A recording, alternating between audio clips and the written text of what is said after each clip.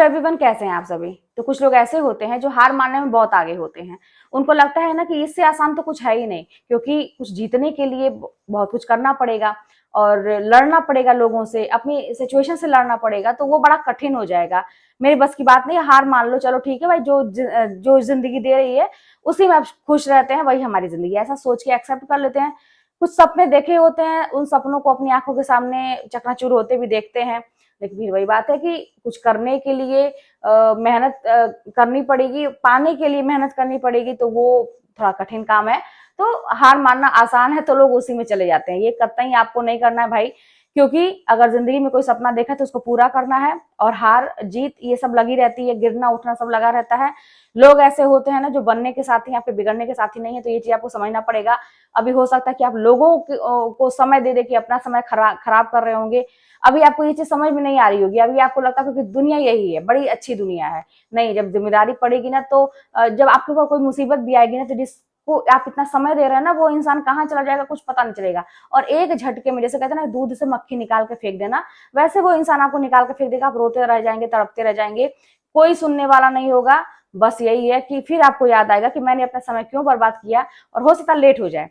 अब लेट होने से मेरे पास जैसे बहुत सारे प्रश्न आते हैं, इस पे मुझे याद आया, बहुत सारे लोग ये भी अपने दिमाग में बना लेते हैं, मैं 30 के ऊपर हो गया, हो गई 35-40 हो गई, अब मैं कुछ कर नहीं सकती। पता नहीं कहाँ ये कुछ लिखा है क्या, ऐसा आप लोगों ने देखा है क्या कि इतने से ज्यादा अगर मैं हो गई तो मैं कुछ कर नहीं सकती?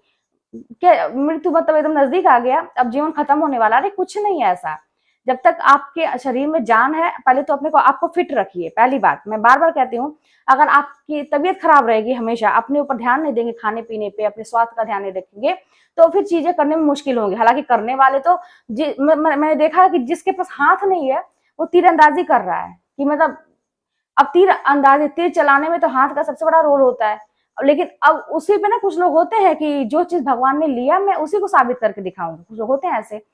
लेकिन एक सामान्य सी बात की जाए तो फिर जब तक शरीर अच्छा है तब तक हमें करने का मन करता है। अगर कोई दिक्कत होगी तो फिर हमें भी आगे उसमें और ज्यादा मेहनत करने की जरूरत पड़ती है। तो इसीलिए अपने आप को सही करके रखिए, अपनी तबीयत सही करके रखिए। जरा भी कोई दिक्कत है डॉक्टरों को दिखाइए, खान पान पे ध्यान दीजिए, खुश रहिए। सबसे पहली बात है खुश रहिए, छोटी छोटी खुशियों में खूब हंसा करिए, अच्छी सोच रखिए। और ये जो एज ओज वाली बात है ना, कुछ नहीं होता भाई। आपके दिमाग में जब से आप ठान लेंगे कि मुझे करना है, तो आप तभी से शुरू हो जाएंगे ना।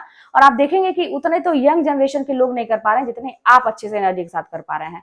तो ये ऐसी कोई बात नहीं है। जो जो चीजें मैंने बोली कि हार, निराशा, ये सारी चीजें अपनी जिंदगी से निकाल के फेंक दीजिए। ये चीजें आएंगी आएंगी आपकी जिंदगी में, टेंशन है, प्रॉब्लम है, सब कुछ होगा, तो ये आते जाते रहेंगे। जैसे दिन है तो रात है, अच्छे हैं तो बुरे लोग हैं, तो बैलेंस चलता है। तो आपके दिन जब अच्छे होते हैं तो बुरे दिन भी आते हैं, मान लीजिए, ठीक है। और मान लीजिए आपके साथ सब कुछ सब कोई अच्छा है, ज्यादातर लोग अच्छे हैं, तो कुछ लोग उसमें बुरे भी होते हैं।